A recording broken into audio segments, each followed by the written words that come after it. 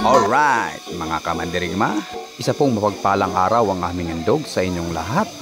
Nagkaroon na naman tayo ng pagkakataon na makadalo sa isang piyesta ng isa sa simbahan dito sa Balway, Sablan. Nag-alay ng isang taimtim na misa bilang pasasalamat sa mga biyaya na pinagkaloob sa atin ng ating Ama. Nagkaroon na rin ng kunting salo-salo at inyong mapapansin, simple man ang aming handa pero maayos itong naipapamahagi sa mga bisita o mga dumalo sa okasyon. Inuuna muna yung mga bata na bigyan ng pagkain sa pamamagitan ng maayos na pagpila bago isunod yung mga nakakatanda.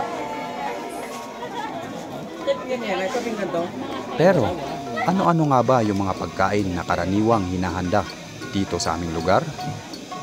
Abay, siyempre meron tayong inunog, pansit, adobo. Uy! Siyempre naman hindi mawawala yung rice wine na tapoy. Lalo't meron din tayong mga aktibidades na tayaw o sarong.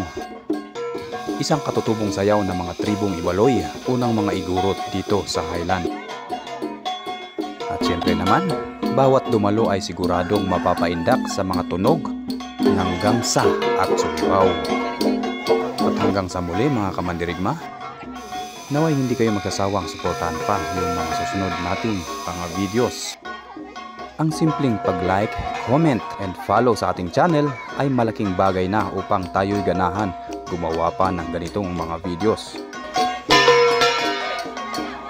At hanggang sa muli, mabuhay po at ingat po tayong lahat.